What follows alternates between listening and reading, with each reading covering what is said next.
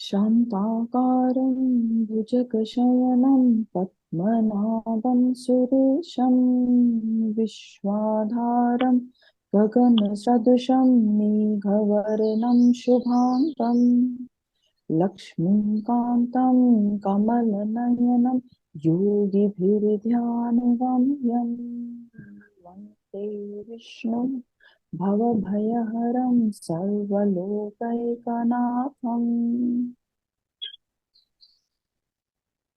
जिनकी आकृति अतिशय शांत है, जो शेषनाग की शैया पर शयन किए हुए हैं, जिनकी नाभि में कमल है, जो देवताओं के भी ईश्वर और संपूर्ण जगत के आधार हैं, जो आकाश के सदृश सर्वत्र व्याप्त हैं, नील मेघ के समान जिनका वर्ण है, अतिशय सुंदर जिनके संपूर्ण अंग हैं, जो योगियों द्वारा ध्यान करके प्राप्त किए जाते हैं, जो संपूर्ण लोगों की स्वामी हैं, जो जन्म मरण रूप भय का नाश करने वाले हैं, ऐसे लक्ष्मीपति कमल नेत्र भगवान श्री विष्णु को मैं सर से प्रणाम करती हूँ।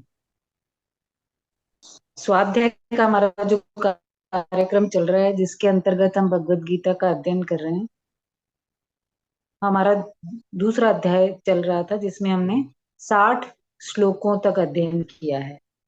आज हम 61वां और उससे आगे के श्लोक देखेंगे। तो आज का श्लोक देखते हैं।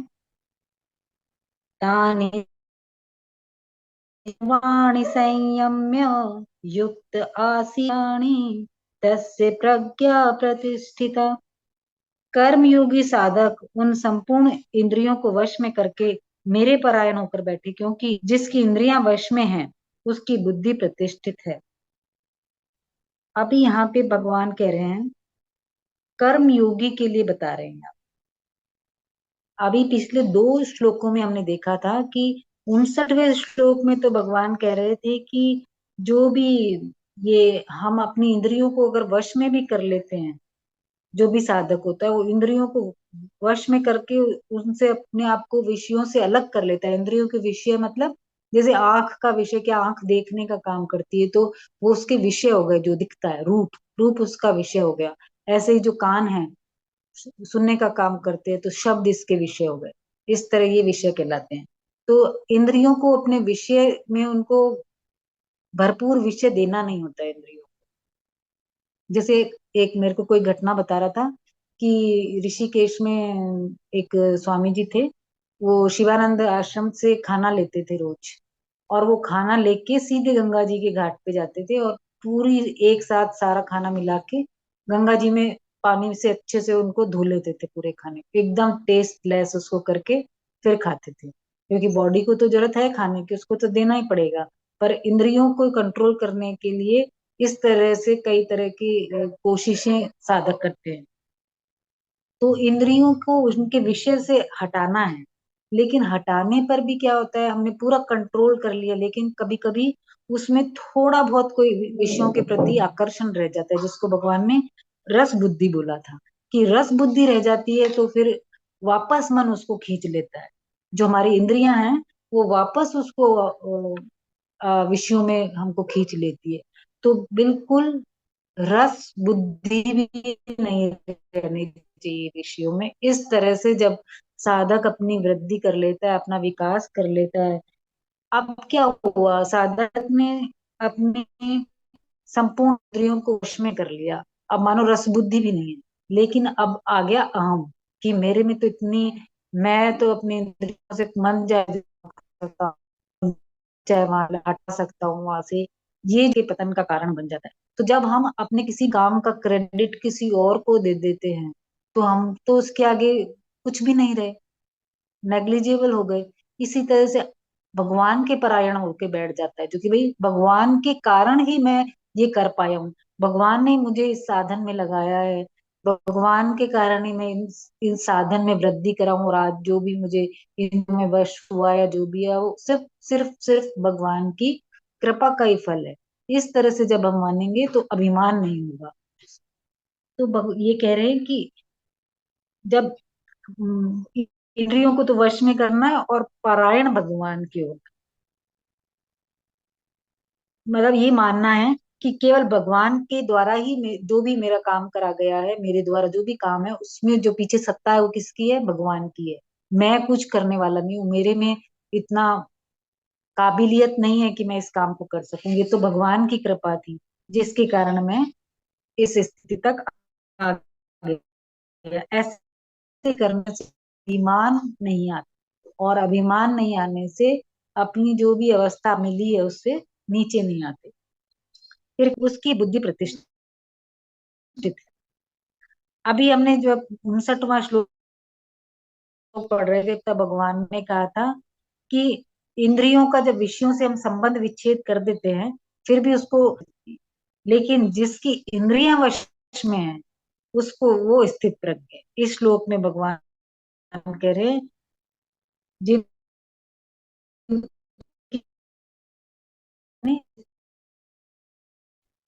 क्योंकि जब हमने 59वां पढ़ा था तब तो इंद्रियों से विषयों का था, लेकिन उसमें रस बुद्धि रह गई।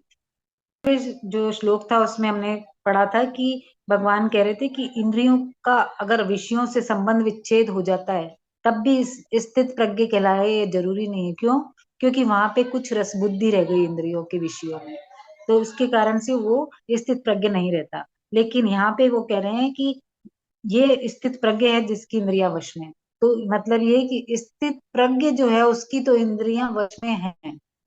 और ध्यायतो विषयान् पुंसः सङ्गस्तेषुपजायते, सङ्गात् सञ्जायते कामः, कामात् क्रोधोऽभिजायते, क्रोधात् भवति सम्मोहः, सम्मोहात् स्मृतिविभ्रमः, स्मृतिभ्रंशात् बुद्धिनाशो, बुद्धिनाशात् प्रणश्यति। विषयों का चिंतन करने वाले मनुष्य की उन विषयों में आसक्ति पैदा हो जाती है, आसक्ति से कामना पैदा होती है, कामना से क्रोध पैदा होता है, क्रोध होने पर सम्मोह हो जाता है, सम्मोह से स्मृति भ्रष्ट हो जाती है, और स्मृति भ्रष्ट होने पर बुद्धि का नाश हो जाता है, और बुद्धि का नाश होने पर मनुष्य का पतन हो जाता है। अभी भगवान यहाँ पे बता रहे हैं कि जो भगवान के परायण होने से जो रस बुद्धि थी वो खत्म हो गई, लेकिन अगर भगवान के आप परायण नहीं होते तो क्या हो जाता है, ये इस विषय को भगवान ले रहे हैं। भगवान का परायण नहीं होने से फिर क्या होगा? दो ही संसार में वस्तु है, या तो भगवत मार्ग है या इस संसार का मार्ग है। अगर हम एक दिमाग बुद्धि हमारी है वो चिंतन तो करेगी करेगी, तो वो अगर हम भगवान का चिंतन उससे नहीं कराएंगे तो वो संसार का करेगी, ये तय है। तो एक तरफ संसार है, एक तरफ परमात्मा है, तो जब हमने परमात्मा का आश्रय छोड़ दिया और संसार का आश्रय ले लिया तो चिंतन उसी का किया। तो चिंतन जब उसका करते हैं तो उसके जो विषय हैं संसार के उनके अंदर हमारी आसक्ति बढ़ती है, जिससे राग बढ़ेगा, और और भोगों में प्रियता बढ़ जाएगी। और फिर जब प्रकृति का जो विषय है, जो इस संसार के विषय हैं, उनमें बहुत राग होने से हर समय उन्हीं के सेवन का ध्यान रहता है। फिर वो सेवन चाहे मानसिक रूप से हम करते हैं चाहे हम शारीरिक रूप से करते हैं, और ये सुख, संसार के जो सुख है, इन्हीं में, संसार के जो विषय हैं इन्हीं में अपने आप को सुखी मानने लग जाते हैं, और बार बार इसका चिंतन करते हैं। और चिंतन करेंगे तो क्या होगा? राग तो होगा ही। राग होने से क्या होगा? नई कामनाएं पैदा होती है। और कामना क्या होगी कि ये जो जैसे अट्रैक्शन हुआ, अट्रैक्शन प्रियता हुई किसी चीज से, फिर उसको पाने की भी इच्छा होती है। जैसे बार बार जब बाजार जाते हैं तो कोई ना कोई चीज ऐसी है जो हमको इच्छा हो जाती है कि ये हमको लेनी है, खरीदनी है। अब खरीदनी है, एक बार छोड़ दिया, लेकिन वो जो इच्छा है वो पीछा ही नहीं छोड़ती। जब तक उसको लेंगे नहीं जब तक वो दिमाग में चलाता ही रहेगा कि वो लेना है मुझे, तो वो लेना है, तो वो वस्तु मुझे मिले, इस तरह की कामना पैदा हो जाती है। तो जब कामना पैदा हुई, अगर कामना पूर्ण हो गई, चलो मानो कि कोई अच्छी चीज दिखी हमको मार्केट में, हमने ले ली, फिर हमको नई चीज लेनी है अब दोबारा।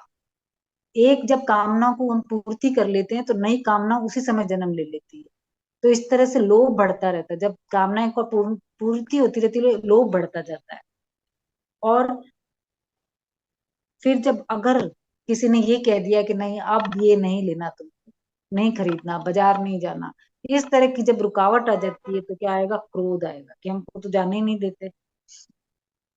तो जो कामना है वो एक ऐसी चीज है जिसमें अगर बाधा पड़ जाती है तो क्रोध उत्पन्न होता है। क्रोध क्यों उत्पन्न होता है? क्रोध इसलिए उत्पन्न होता है क्योंकि हमको, अगर हमको जैसे आदर की इच्छा है, आदर का आदर की इच्छा है तो हमको क्या है कि हमारे अंदर अच्छाई है, इसका हमको अभिमान होता है। ये हम माने या ना माने, क्योंकि कोई भी हमको कुछ इंसल्ट करता है तो सबसे बहुत जल्दी बुरा लगता है एकदम से। क्यों बुरा लगता है भाई? इतने क्या हम योग्य हैं कि हमारे को सब आदर ही आदर करें? कोई हमारे लिए कुछ भी कह सकता है, क्योंकि हमको लगता है कि हम बहुत अच्छे हैं तो हमको उस अच्छाई का अभिमान है। लेकिन उसका जब अगर कोई कोई उसके बारे में गलत बोल देता है हमारे बारे में तो हमको क्रोध आ जाता है। तो इस तरह से कामनाओं पर जब बाधा पड़ती है तो क्रोध पैदा हो जाता है। तो इसका मतलब है जिस चीज में क्रोध आए तो समझ लेना कि इसके अंदर मेरी कोई ना कोई कामना, मेरा कोई ना कोई राग है इसके अंदर, इसीलिए मुझे गुस्सा आया है। जैसे कोई निंदा करता है, हमारी बुराई कर दी किसी ने तो उस पे क्रोध आ गया। क्यों आ गया? क्योंकि हमको प्रशंसा अच्छी लगती है, प्रशंसा नहीं करी तो क्रोध आ गया। ऐसे ही किसी ने बोल दिया ये काम मैंने नहीं किया, इसने किया, हमारा नाम ले लिया, तो हमको क्रोध आ जाएगा। क्यों? क्योंकि हमको क्या लगता है मैं तो गलत काम करता ही नहीं, ये काम मेरे से हो ही नहीं सकता, इसने मेरा नाम कैसे ले लिया। इस तरह का हमको क्रोध आने लग जाते हैं। तो जो राग है वो बस कामनाएं पैदा करेगी और कामना से इस तरह के क्रोध पैदा हो जाएंगे। और क्रोध से सम्मोह होता है, सम्मोह मतलब मूढ़ता आती है। तो मोह जो ये हुआ, मूढ़ता जो आई, ये किस कारण से आई? ये चार चीजों के कारण से आती है। काम से आती है, क्रोध से आती है, लोभ से आती है और ममता से आती है। अगर हमको काम से मूढ़ता आ रही है तो उससे क्या होगा, हमारा विवेक की जो शक्ति है वो ढक जाती है और हम नहीं करने लायक काम भी कर लेते हैं। और अगर क्रोध के कारण हमको मूढ़ता आई है, गुस्से में बुरी तरह से भर गए, तो कुछ किसी को कुछ भी बोल देते हैं और नहीं करने लायक काम भी कर बैठते हैं। ले और जो लोभ से मूर्ता आती है उसमें फिर हम ये नहीं देखते कि ये काम जो हम करने जा रहे हैं ये अधर्म का काम है कि धर्म का काम है, सत्य चल के कर रहे हैं असत्य चल के कर रहे हैं। इस तरह का जो विवेक है वो ढक लेता है। और ममता से जो होता है, सम्मोह होता है या मूर्ता आती है, वो पक्षपात पैदा करा देती है। अब हमने ये देखा कि चार तरह से मूर्ता आ गई। किस किस तरह से? कामना से, क्रोध से, लोभ से और ममता से। लेकिन भगवान तो यहाँ पे सिर्फ क्रोध से कह रहे हैं कि क्रोध से मूर्ता आ गई। तो इसमें इसलिए बोल रहे हैं क्रोध से मूर्ता आई है क्योंकि ये बाकी जो तीन चीजें हैं वो तो हमारे तक ही सीमित रहती है। कामना है, लोभ है, ममता है, वो सिर्फ हमारे तक ही सीमित है। लेकिन क्रोध में हम दूसरे को भी नुकसान पहुंचा देते हैं। तो क्रोध के अंतर्गत ये सारी आ जाती है जिससे मूर्ता छाती है, ये सब चीजें आ जाती है। इसलिए भगवान ने यहाँ पे सिर्फ क्रोध का नाम दिया है कि क्रोध से मूर्ता आती है। और मूर्ता आने से क्या होता है? स्मृति का नाश, मतलब जो हमने हमारे दिमाग में जो फीड हुआ है, जो हमको पता है चीजें, वो भी हम भूल जाते हैं। जो हमने आज तक सद आचरण सीखा है वो फीड है दिमाग में। जो हमने अच्छे अच्छे शास्त्र पढ़ के जो समझा है कि हमको किस तरह जीवन जीना चाहिए, वो सब बातें हम भूल जाते हैं और उसमें उनकी स्मृति नष्ट हो जाती है। और जब स्मृति नष्ट हो गई तो क्या हो गया? बुद्धि में जो विवेक जागृत होता है वो नहीं होता, वो लुप्त हो जाता है। और नया काम करने की, नया विचार करने की कोई शक्ति खत्म हो जाती है। और विवेक जब लुप्त हो जाता है तो अपना जो स्थिति है उससे मनुष्य गिर जाता है। इस तरह से इस पतन से बचने के लिए भगवान कह रहे हैं कि तू मेरी शरण में आ जा। तो भगवान की अगर शरण नहीं लेंगे साधक तो उनका पतन होना की संभावना बहुत ज्यादा है। राग द्वेष वियुक्तेस्तु विषयानिंद्रियश्चरन् आत्मवश्यैर्विधेयात्मा प्रसादमधिगच्छति प्रसादे सर्वदुःखानां हानिरस्योपजायते प्रसन्नचेतसो याशु बुद्धिपर्यवतिष्ठिते। वशीभूत अंतःकरण वाला कर्म योगी साधक राग द्वेष से रहित अपने वश में की हुई इंद्रियों के द्वारा विषयों का सेवन करता हुआ अंतःकरण की प्रसन्नता को प्राप्त हो जाता है।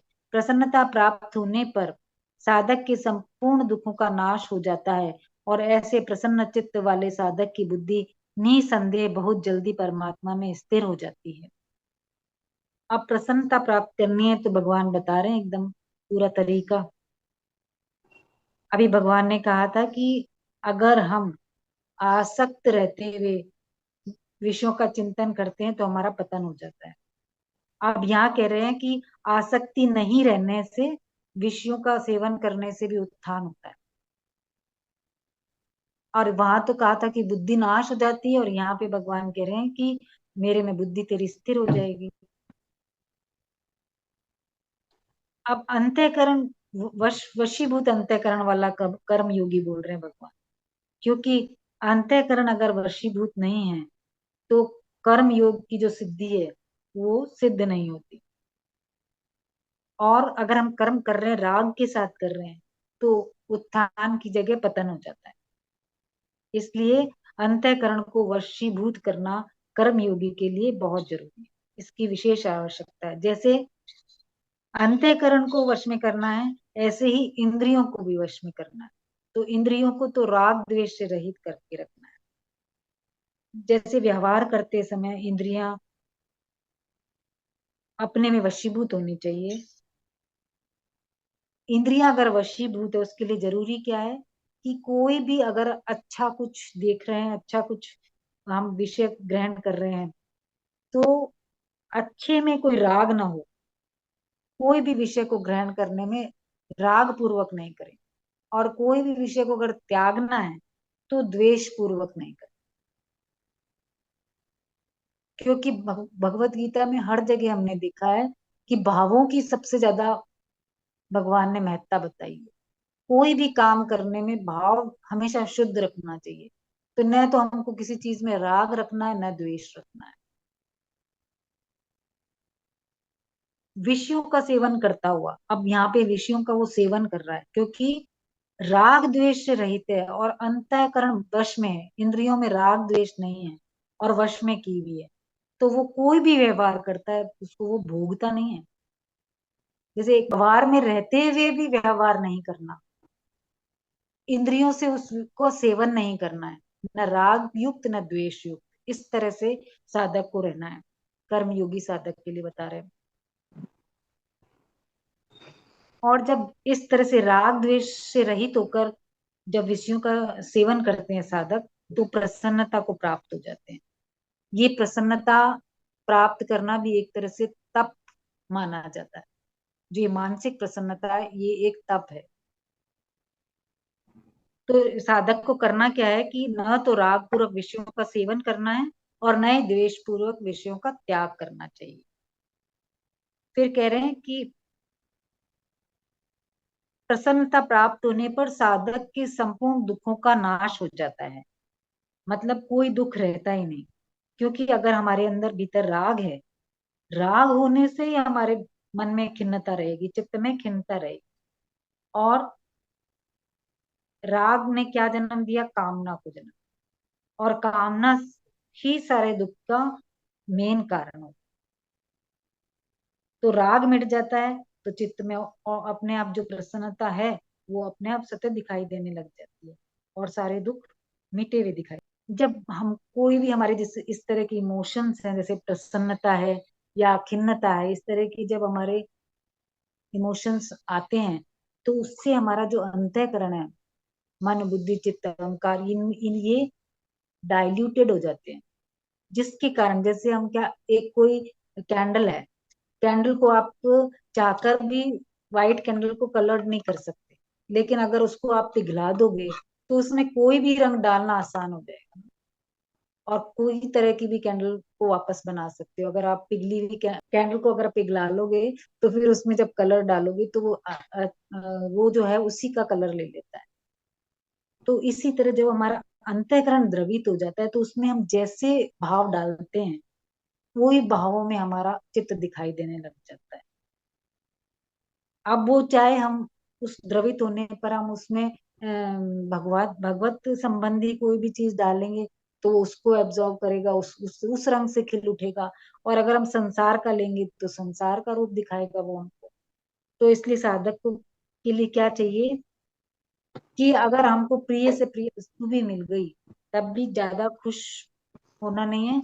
और हमारे साथ कुछ अप्रिय भी हो गया, बुरे से बुरा भी हो गया, तो भी हमको खिन्नता नहीं लानी है, नाराज नहीं होना है, परेशान नहीं होना है, क्रोध में नहीं आना है।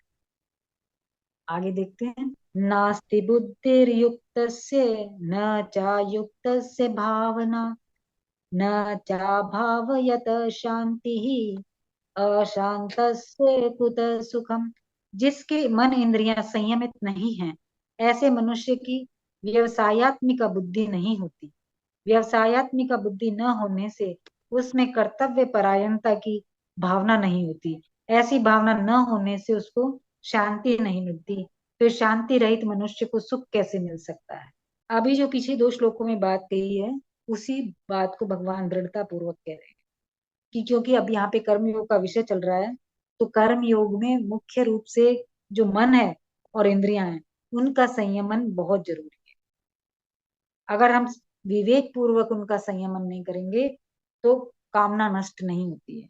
और जब कामना नष्ट नहीं होगी तो बुद्धि स्थिर नहीं होगी। तो सबसे पहला कर्तव्य जो साधक का है कर्मयोगी का वो उसको है कि उसे अपने मन और इंद्रियों को संयमन करना चाहिए। जिनकी इंद्रिया और मन संयमित नहीं है उनकी बात अभी चल रही है। तो भगवान कह रहे हैं ऐसे जो असंयमी हैं, ऐसे असंयमी जो पुरुष हैं उनकी जो बुद्धि है वो भगवत प्राप्ति की बुद्धि नहीं हो सकती। मतलब एक तरफ नहीं चल सकती, निश्चयात्मक बुद्धि नहीं होती, बुद्धि में दृढ़ता नहीं होती। व्यवसायत्मिक का बुद्धि मतलब एक ईश्वर की प्राप्ति करने का सिर्फ जो एक ध्येय है उस पे वो नहीं चल पाता।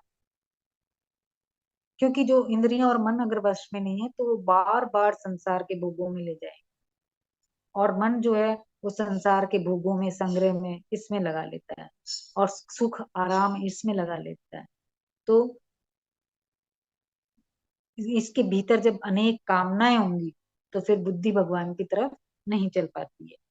तो जिसकी व्यवसायत्मिका बुद्धि नहीं होती उनकी जो ऐसी भावना नहीं होती तो उनका अपना ध्येय भी स्थिर नहीं होता। और जो अपने कर्तव्य के परायण नहीं रहता उसको शांति कैसे मिल सकती है। ये हमारा जीवन में खुद का एक्सपीरियंस है। जब भी हम कोई भी अपना कर्तव्य को भली भांति निभा पाते हैं तो उसका रिजल्ट चाहे कुछ भी निकले। फॉर एग्जाम्पल हमारे पेरेंट्स हैं, अब हम इतने बड़े हो गए तो हमारे पेरेंट्स तो बहुत बड़े हो ही गए। तो जैसे बहुत अब बहुत बड़े हो गए पेरेंट्स, अब ओल्ड एज आ गई और हमने उनकी खूब सेवा करी उनकी ओल्ड एज में, लेकिन हम रोक तो नहीं पाएंगे उन्हें। लेकिन कम से कम ये तो मन में एक शांति है कि हमने अपना कर्तव्य किया। तो इस तरह से या कोई भी जनरल हम कोई भी अपने घर का अपने जो भी हमारा रोल यहाँ हमको मिले हुए हैं उन रोल्स का जो हम अपना कर्तव्य कर पाते हैं तो एक बहुत कर्तव्य पूर्ण करने से एक बहुत शांति मिलती है। जैसे अगर हम शिक्षक हैं तो अच्छे से बच्चों को खूब मन लगा के पढ़ाना और फिर जब उनका रिजल्ट आता है 100% रिजल्ट क्लास का तो एक अपने कर्तव्य परायणता पे एक प्रसन्नता होती है कि इतनी मेहनत से ये रिजल्ट आया। फिर अगर आज हम जो भी हैं जो भी रोल कर रहे हैं उस वो रोल को हम अच्छे से निभाते हैं तो उस रोल जब एंड ऑफ द डे देखते हैं तो लगता है कि हाँ मैंने अपनी तरफ से बेस्ट किया। इस चीज की एक प्रसन्नता होती है। उसी को भगवान कह रहे हैं कि कर्तव्य करने से अपने आप में एक प्रसन्नता प्राप्त होती है, शांति प्राप्त होती है। तो जो कर्तव्य नहीं कर रहा तो उसको तो अशांति रहेगा। जिसमें भगवान ने बोला ना कि व्यवसायत्मिका बुद्धि न होने से उसमें कर्तव्य परायणता की भावना ही नहीं होती, और ऐसी भावना नहीं होने से शांति नहीं मिलती। तो शांति नहीं मिलेगी तो सुख कैसे मिलेगा? जैसे बहुत से लोग ये जो साधु महात्माओं के पास आते हैं, जिनके पास खूब पैसा है, खूब फेम है, लेकिन वो बोलते हैं भगवान साधु या जिसके भी पास आते हैं, महाराज जी सब कुछ है पर शांति नहीं। तो ये शांति कैसे मिलेगी? ये मिलेगी अपने कर्तव्य परायणता से ही मिलेगी वो शांति। इंद्रियाणाम ही चरताम मनोनुविधीयते तदस्य हरति प्रज्ञाम वायुर्नावमिवाम्भसि। अपने अपने विषयों में विचरती हुई इंद्रियों में से एक ही इंद्रिय जिस मन को अपना अनुगामी बना लेगी, वह अकेला मन जल में नौका को वायु की तरह बुद्धि को हर लेता है। अभी जब हमने अभी पिछले श्लोक में बात करी कि संसार में जब मन और बुद्धि लगे हुए हैं तो निश्चयात्मक बुद्धि नहीं हो सकती। अब उसको ही भगवान बोलते हैं कि जो संसार के भोगों में रत व्यक्ति है उसकी क्यों नहीं हो सकती। कोई भी साधक है, कर्मयोगी, वो जब व्यवहार में उतरता है तो उसके सामने इंद्रियों के हर इंद्रियों के विषय आते हैं उसके सामने। अब जिस इंद्रियों का अपने विषय में राग हो जाता है और वो उस अपने मन को अपना अनुगामी बना लेता है। मन को जैसे एक ये नियम है कि इंद्रियों को कौन हर लेगा? मन। मन को कौन हर लेता है? बुद्धि।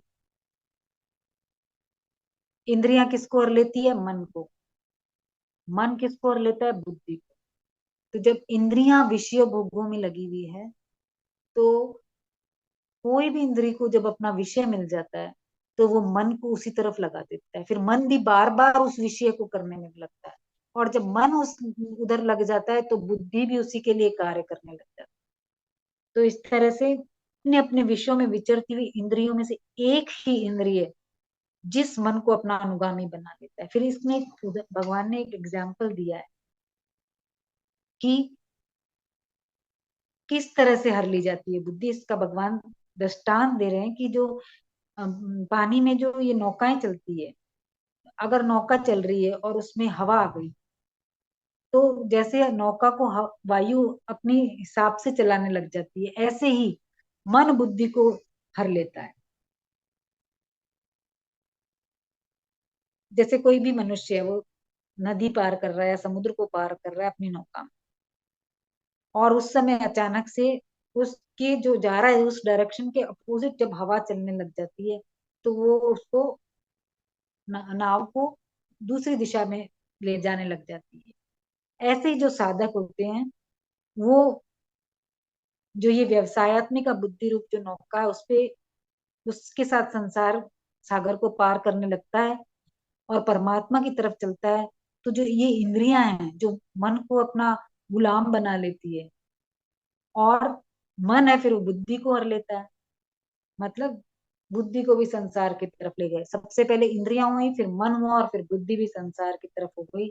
इस तरह साधक की जो विषयों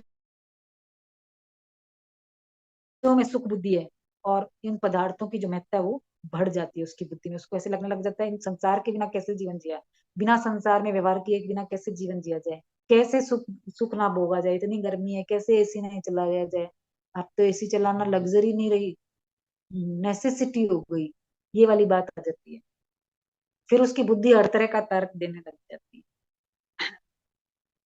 तो अभी इसमें देखा कि जो ये नौका को हरती है वायु, जब नौका को वायु हरेगी तो या तो उसको उसके मार्ग से हटा देगी या उसको डुबो देती। लेकिन अगर कोई एक्सपीरियंस नाविक होता है जो कि इस तरह के बहुत से जो झोंकों को वायु के सहा हुआ होता है अपनी नौका के नदी पार करने के दौरान, तो वो उसको समझ जाता है कि अब इस समय मुझे क्या एक्ट करना है और कैसे अपनी नौका को अपने गंतव्य की तरफ ही रखना है। तो उसको जो ये वायु है उसकी नौका को नहीं ले जा सकती। ऐसे ही जो इंद्रियां हैं उनका जब हमारा मन बुद्धि इनको विचलित कर लेती है इंद्रियां, और परमात्मा की जो प्राप्ति का हमने निश्चय किया होता है उसको दबा देती है और भोग बुद्धि पैदा करती है, और भोगों में लगा देती है, गलत गलत कामों में भी लगा देती है। परंतु जिनका वश होता है अपनी इंद्रियों और मन पे, उसकी बुद्धि को मन विचलित नहीं करता, बल्कि का परमात्मा तक पहुंचाने में सहायता करता है। जब हमको ये चीजों का पूरा अच्छे से नॉलेज हो जाता है कि अभी ये हमारे से ये हो सकता है, उसी समय अपनी इंद्रियों को वहां से हटा लेना चाहिए और भगवत स्मरण में लगा देना चाहिए। ये एक तरीका होता है। आगे देखते हैं। तस्माद्यस्य महाबाहो निगृहीतानि सर्वशः इंद्रियाणि इंद्रियार्थेभ्यः तस्य प्रज्ञा प्रतिष्ठिता। इसीलिए हे महाबाहो, जिस मनुष्य की इंद्रियां इंद्रियों के विषयों से सर्वथा निग्रहित है, उसकी बुद्धि स्थिर है।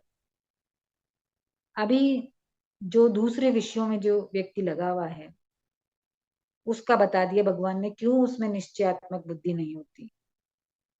अब जो सिर्फ परमात्मा प्राप्ति के मार्ग पे चला हुआ है व्यक्ति, उसकी स्थिति का वर्णन कर रहे हैं भगवान, कि जिस मनुष्य की इंद्रियां इंद्रियों के विषयों से सर्वदा, मतलब टोटल एक अंश मात्र भी उसमें विषयों के भोग के प्रति कोई आकर्षण नहीं है, और पूरी अच्छे से उसने अपने आप को, इंद्रियों को वश में कर रखा है। निग्रह मतलब एकदम वश में कर लिया है, पूरी तरह से वश में की हुई है।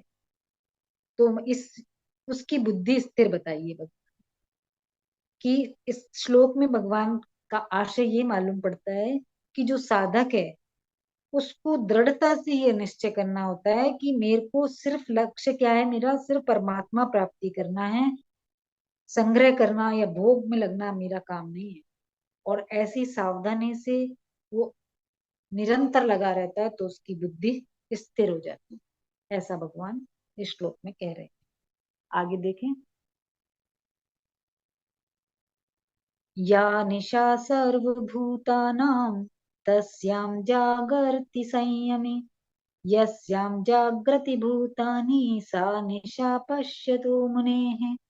संपूर्ण मुनियों की जो रात है उसमें संयमी मनुष्य जागता है, और जिसमें साधारण मनुष्य जागते हैं वह तत्व को जानने वाले मुनि की दृष्टि में रात है। अब इसमें अंतर बता दिया कि जो जिनकी इंद्रियां वश में है और जो साधारण मनुष्य, उनमें क्या अंतर है। जिनकी इंद्रियां वश में नहीं, यानी कि जो साधारण भोगों में लगे हुए हैं, भोगों में आ सकते हैं, वो परमात्मा तत्व की तरफ से अनभिज्ञ, मतलब सोए हुए की तरह हैं। उनको ये बिल्कुल भी नहीं देखना कि क्या तत्व ज्ञान होता है, हम दुखों का कारण क्या है, परमात्मा क्या है, इस तरफ उनको देखना ही नहीं है। इसलिए उनको ये अंधेरा उनके ऊपर छाया हुआ है, इसलिए उनकी ये रात है। अब यहाँ पे संपूर्ण मनुष्यों को कहा है, मैं इसमें पशु पक्षी और सब आ रहे हैं और मनुष्य भी आ रहे हैं, क्योंकि वो मनुष्य आ रहे हैं जो विवेक नहीं लगा रहे अपना। वो ये नहीं जान रहे कि हमारे को मनुष्य योनि क्यों मिली है, भगवत प्राप्ति के लिए मिली है, सिर्फ ये सुख आराम भोग इनके लिए नहीं मिली। तो जिनका ये विवेक जागृत नहीं है वो पशुवत ही कहलाते हैं। मनुष्य भी पशु ही है। मनुष्य क्यों कहलाया मनुष्य, क्योंकि वो उसमें विवेक जागृत है, बाकी है तो वो भी पशु पशु ही है एक तरह से। तो उस तो मनुष्य में आ, और पशु पक्षियों में अंतर देखा जाए तो सिर्फ ये की है कि मनुष्यों में विवेक है, जिसलिए वो क्या करना है क्या नहीं करना, इस तरह वो इसकी वो डिसीजन ले सकता है कि मुझे ये कार्य नहीं करना और ये मेरे को ये कार्य करना है। तो जैसे ऐसे जो पशु पक्षी की भांति जो मनुष्य है, उनको भगवान कह रहे हैं कि ये तो परमात्मा तत्व की तरफ से सोए हुए हैं। इनमें जो इनमें जो विवेक है मनुष्यों में, अभी वो विवेक जागृत नहीं। क्योंकि अगर जागृत अवस्था होती तो किसमें लगता, अपने कल्याण में लगता, और कल्याण किसमें है, परमात्मा की तरफ चलने में कल्याण। लेकिन ये जो विवेक शक्ति है, ये जब भोगों में लग जाती है तो ये खत्म हो जाती है, और संसार दुखालय मालूम पड़ने लग जाता है। क्योंकि जो ये पशु पक्षी हैं, ये तो इतना ही जीते हैं कि पेट भर जाए, उतना खा लेते हैं और नींद ले लेते हैं जितनी नींद आए। उनके लिए रात दिन कुछ नहीं होता, जब नींद आई तब सो गए, जब खाने का टाइम हुआ जब खा लिया। रात में तो पशुवत होने पर भी ये रात को नहीं खा। लेकिन जो मनुष्य है उसको देखो, उसको तो कोई रूटीन, कोई उसकी वो ही नहीं है, कभी भी कुछ भी संग्रह करने में लग जाता है, कभी भी पूरा दिन का कुछ, दिन रात का उसको यही खो देता है। आजकल तो रात में सब जगते हैं, और सारे काम दुनिया के रात में हो रहे हैं। दिन का तो, रात दिन का तो अंतर ही खत्म कर दिया। और जो मनुष्य की रात है,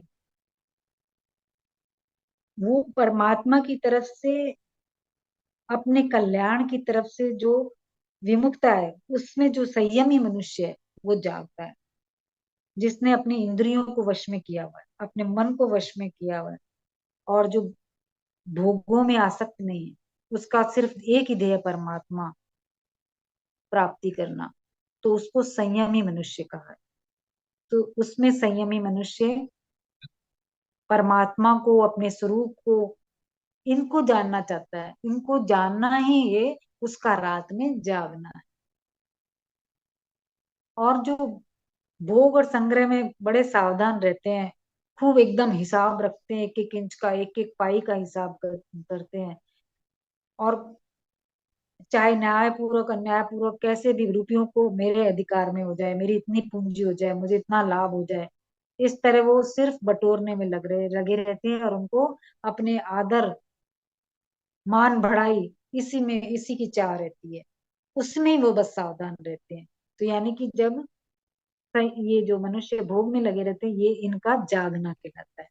और सांसारिक पदार्थों का जो भोग है, उनका जो संग्रह है, उसको करने में जो मनुष्य है वो मानता है कि मैं बहुत बुद्धिमान, बहुत चतुर हूँ, देखो मैंने क्या क्या कर लिया, क्या क्या इकट्ठा कर लिया, मेरा ये इतना इतना, मेरा ये वह ऐश्वर्य है, सबको दिखा के वो राजी होता है। तो जो संसार और परमात्मा तत्व को जो जान गया मननशील, जो संयमी मनुष्य, उसकी दृष्टि में ये एकदम रात है, यानी कि ये अंधेरा है। जैसे क्या होता है कि जिनके आंखों में मोतियाबिंद हो जाता है, तो उसको क्या है, हर जगह एक जाला सा दिखता है, तो चाहे वो आंख खोले तब भी वो जाला दिखता है उसको, और जब वो आंख बंद कर लेता है तब भी उसको जाला दिखता है। उसको जाला दिख रहा है, फिर भी वो मानता है कि ये मुझे जाले दिखाई दे रहे हैं, जाला है नहीं। तो ऐसे ही, और इंद्रिय और अंतःकरण के द्वारा जो संसार दिख रहा है, फिर भी जो मननशील और संयमी मनुष्य होते हैं, उनका ये विश्वास अटल होता है कि संसार नहीं है। मैंने सुना अभी कुछ साइंटिफिक रिसर्च भी हो रही है, जिसमें साइंटिस्ट इस उस पे आए हैं कि ये सब कुछ इल्यूजन है। उसके इसके ऊपर वो कई वो भी देंगे, इसके प्रमाण भी देंगे कि क्यों ऐसा कह रहे हैं। आपूर्यमाणम् अचलं प्रतिष्ठं समुद्रमाप प्रविशन्ति यद्वत् तद्वत् कामायम प्रविशन्ति सर्वे स शांतिमाप्नोति न काम कामी। जैसे संपूर्ण नदियों का जल चारों ओर से जल द्वारा परिपूर्ण समुद्र में आकर मिलता है, पर समुद्र अपनी मर्यादा में अचल प्रतिष्ठित रहता है, ऐसे ही संपूर्ण भोग पदार्थ जिस संयमी मनुष्य में विकार उत्पन्न किए बिना ही उनको प्राप्त होते हैं, वही मनुष्य परम शांति को प्राप्त होता है, भोगों की कामना वाला नहीं। अभी भगवान ने पिछले श्लोक में कहा कि जो मननशील संयमी मनुष्य, उसको संसार रात की तरह दिखता है। अब प्रश्न ये है कि अगर वो मनुष्य क्या संसार के पदार्थों में संपर्क में आता है, क्योंकि अगर संपर्क में नहीं आएगा तो जीवन निर्वाह कैसे करेगा, कोई कोई काम के लिए तो संसार से इंटरेक्शन करना ही पड़ेगा। अगर वो संसार के साथ में आता है, संसार से व्यवहार करता है, तो उसकी स्थिति कैसी होती है। इसको भगवान ने बताया है, इसका भगवान ने दृष्टांत दिया है, किससे? समुद्र से बताया है कि जैसे वर्षा जब आती है, वर्षा ऋतु, तो नदियां कितना उफान मारती है, नदियों में जल बहुत हो जाता है। लेकिन ये नदियां नदियां अपने स्थान पे तो बाढ़ ले आती है, पर जब वो समुद्र में मिलती है तो समुद्र को नहीं कर पाती, उसको समुद्र को अशांत नहीं कर पाती है, क्योंकि समुद्र में का पानी बढ़ना और घटना किसी भी चीज पे डिपेंड नहीं करता। जैसे अगर समुद्र में से तो जैसे बादल बन रहे हैं, तो पानी ऊपर उठ रहा है भाप बन के, और बादल बन रहा है, तो क्या समुद्र का पानी कम हो जाता है? नहीं होता। तो इस तरह से घटता बढ़ता नहीं है समुद्र, उसको कोई नदी नाले किसी के भी जल की आवश्यकता उपेक्षा अपेक्षा नहीं रहती है, वे ज्यों का त्यों ही परिपूर्ण रहता है। तो ऐसे ही जो परमात्म तत्व को जानने वाले संयमी मनुष्य हैं, और जब वो उन भोगों को प्राप्त करते हैं, जब भोग उनके सामने आते हैं, तो वो विकार पैदा नहीं कर सकते उनके अंदर। जब विकार पैदा नहीं हो पाया, तो क्या हुआ? जहाँ अविकारी हो गए, अविकारी तो क्या है, कौन है? एक ही है, परमात्मा। तो परमात्मा है वहां, तो वहां पे तो अशांति दुख उसका कोई जगह ही नहीं है। तो निर्विकार होने से उसको परम शांति की प्राप्त हो जाती है, जो किसके कारण है? पर तत्व जो वहां पे मौजूद है उसके कारण है। और जो भोग पदार्थों की जिनको कामना रहती है, जिन भोग पदार्थों को जो महत्व देते हैं, वो हमेशा सांसारिक भोग पदार्थ मुझे मिल जाए, बस मैं मुझे ही मिलते रहे और किसी को ना मिले, दूसरे को मिले तो कष्ट हो जाए बहुत, उसको कभी तृप्ति नहीं होती। और उसकी जो कामनाएं हैं वो कभी खत्म नहीं हो सकती। तो जब कामनाएं जब तक खत्म नहीं होगी तब तक शांति नहीं मिल सकेगी, क्योंकि जो ये कामना है ये संसार की कर रहे हैं। संसार की कामना हमारा जो स्वयं चेतन है वो उसको शांति नहीं दिला सकता, क्योंकि जो जड़ चीज है वो चेतन को कैसे प्रभावित करेगा? नहीं कर सकता। विहाय कामान्य सर्वान् पुमांश्चरत निःस्पृह निर्ममो निरअहंकारः स शान्तिम् अधिगच्छति। जो मनुष्य संपूर्ण कामनाओं का त्याग करके निर्मम निरअहंकार और निःस्पृह होकर विचरता है, वह शांति को प्राप्त हो जाता है।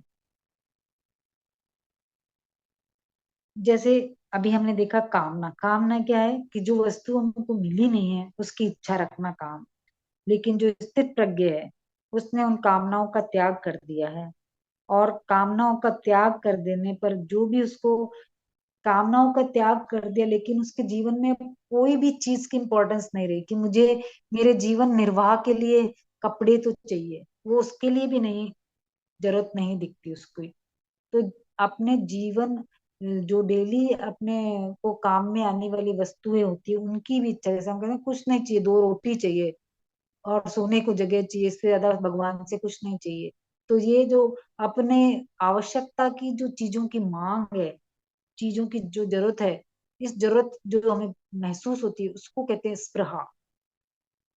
लेकिन जो स्थित प्रज्ञ है उसको तो ये भी आवश्यकता नहीं है कि वो किसी चीज की उसको जरूरत है, क्योंकि वो क्या मानता है कि जो ये शरीर है वो किसके लिए मिला है? वो मिला है भगवत प्राप्ति के लिए। तो जब उसकी प्राप्ति हो गई तो अब इसको क्या दर आवश्यकता है? अब चाहे शरीर रहे, जिसका जीवन निर्वाह हो ना हो, वो इसके प्रति बेपरवाह हो जाता है, यानी कि निष्प्रह हो जाता है। अब ऐसा नहीं है कि वो उस चीजों का सेवन नहीं करता, कपड़े नहीं पहनता, भोजन नहीं करता, ऐसा नहीं है, सब कुछ करता है, लेकिन उसकी उसको कोई ऐसी जिद नहीं है कि ये नहीं होगी तो मेरा काम ही नहीं चलेगा। वो निकलता है, रोटी उसको कोई दे देता है वो खा लेता है, नहीं देता वो दो दो तीन तीन दिन तक मस्त रहता है, नहीं खाते।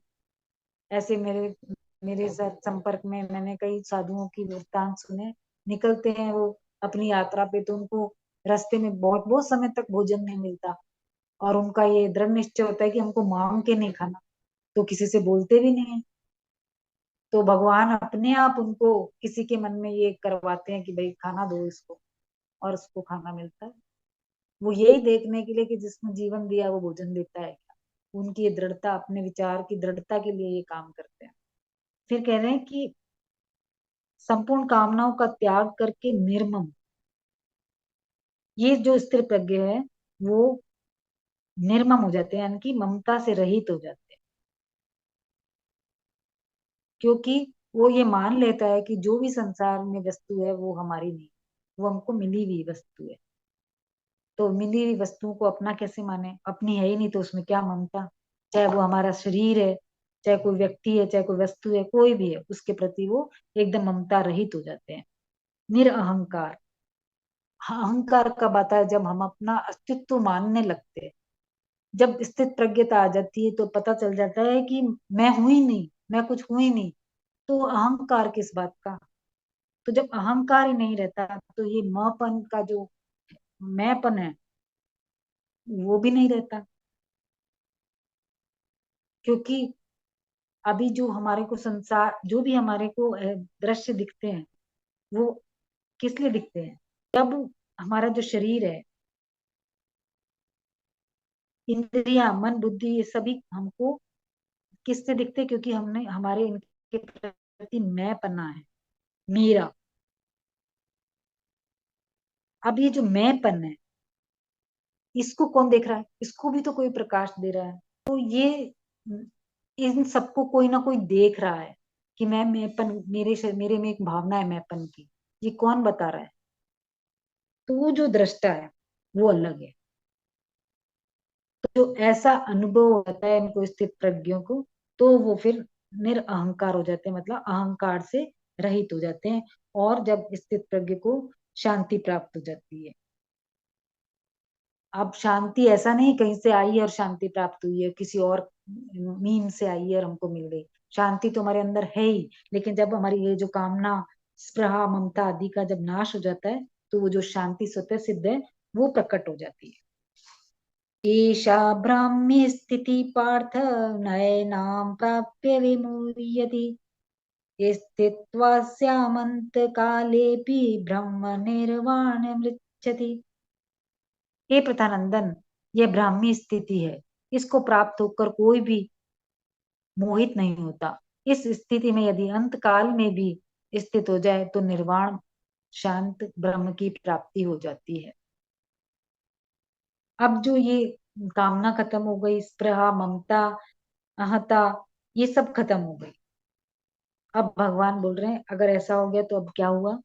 तो ये जो स्थिति है, जब सब कामनाओं का नाश हो गया, ये स्थिति भगवान ने ब्राह्मी स्थिति बताई कि ब्रह्म को प्राप्त हुए मनुष्य की ये स्थिति है, जिसका अहंकार मिट गया, उसकी स्थिति स्वतः ब्रह्म में होती है। क्योंकि संसार के जब संबंध रखा था तभी तो अपने सत्ता का बोध था, और जब इस संबंध को, संसार के संबंध को छोड़ दिया तो सत्ता का बोध भी खत्म हो गया। भगवान ने पहले एक श्लोक में कहा था कि जब तेरी बुद्धि इस मोह कलील और श्रुति विपत्ति पत्नी से तर जाएगी तब तू योग को प्राप्त हो जाएगा। तो ऐसा जब अर्जुन ने सुना था तो उनके मन में जिज्ञासा हुई कि जब मुझे योग की प्राप्ति हो जाएगी तो उस स्थिति क्या हो। तो अब उन्होंने चार प्रश्न किए थे। तो अब उन चारों प्रश्न का भगवान ने उत्तर देकर यह स्थिति बताई है कि वो स्थिति कैसी है, ब्रह्मी स्थिति है। इसमें व्यक्तित्व नहीं रहता। ये ही स्थिति है जिसमें नित्य योग की प्राप्ति होती है, सिर्फ एक ही तत्व रहता है। इसको प्राप्त करके कोई भी मोहित नहीं होता।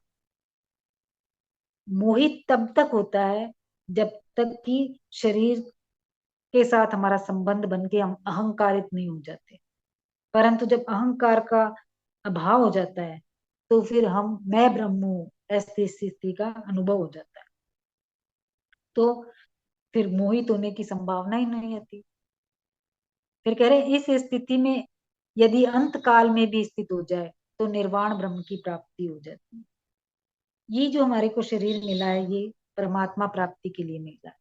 इसलिए भगवान ये मौका देते हैं कि चाहे साधारण व्यक्ति है, चाहे कोई पापी है, कोई भी व्यक्ति है, अगर वो अंत काल में मेरे परमात्मा में स्थिर हो जाए, मतलब संसार से अपना संबंध छोड़ के मेरे में स्थित हो जाए, तो उसको ब्रह्म की प्राप्ति हो जाएगी, यानी कि वो जन्म और मरण से मुक्त हो जाएगा। अभी भगवान यहाँ पे ब्राह्मी स्थिति बता रहे हैं। जैसे भगवान ने पहले कहा था कि मेरा कोई भी थोड़ा सा भी अनुष्ठान कर लेता है तो मैं उसकी महान भय से रक्षा कर लेता हूँ। ऐसे यहाँ कह रहे हैं कि अंत काल में ब्राह्मी स्थिति हो जाए और जड़ता से संबंध विच्छेद हो जाए तो ब्रह्म की प्राप्ति होती है। तो जब इस स्थिति का अनुभव होने में बाधक कौन हुआ? जो हमने संसार के साथ रागात्मक संबंध बनाया है। ये ही इसका सबसे बड़ा कारण है हमारे को, जो इस चक्र में चला के रखता है जीवन और मरने के। तो जो कोई अंत काल में इसको छोड़ देता है तो उसको अपनी वास्तविक स्थिति का अनुभव हो जाता है। अब ये शंका होती है कि जिसने उम्र भर ही ये सब भगवान की तरफ नहीं गया, वो अंत काल में कैसे जाएगा? यानी कि जब वो स्वस्थ था उस अवस्था में भी उसने बुद्धि की मतलब तभी उसने भगवान की ब्रह्म स्थिति अनुभव नहीं करी, परंतु कैसे अंतकाल में हो जाएगी? तो उसके मतलब है कि जब हमारे प्राण निकलते हैं तो उस समय शरीर और संसार से संबंध विच्छेद तो हो जाता है, और उस समय अगर स्वतः सिद्ध लक्ष्य की तरफ हमारा, स्वतः सिद्ध जो तत्व है उसकी तरफ हमारा लक्ष्य हो जाए तो उसका अनुभव भी हो सकता है। ये भगवान यहाँ पे कह रहे हैं। इसीलिए जो कई बार ऐसा होता है कि जिनका ऐसे पता चल जाता है कि भाई जब ज्यादा देर का समय नहीं है तो उनके आगे भगवत गीता के पाठ किए जाते हैं। इसीलिए किए जाते हैं कि उनका जो बुद्धि है वो परमात्मा में स्थापित हो जाए। जब जो सुन रहे हैं वो उसके अकॉर्डिंग उनका मन चल रहा है तो उनको अपनी जो अवस्था है उससे उसमें ऊपर अवस्था आने में मदद मिलती है। तो ओम तत्सदिति श्रीमद् भगवत गीतासु उपनिषत्सु ब्रह्म विद्यायां योग शास्त्रे श्री कृष्णार्जुन संवादे सांख्य योगो नाम द्वितीयो अध्यायः। ओम पूर्णमद पूर्णमिदं पूर्णात् पूर्णमुदच्यते पूर्णस्य पूर्णमादाय पूर्णमेवावशिष्यते। ओम शांति शांति शांति।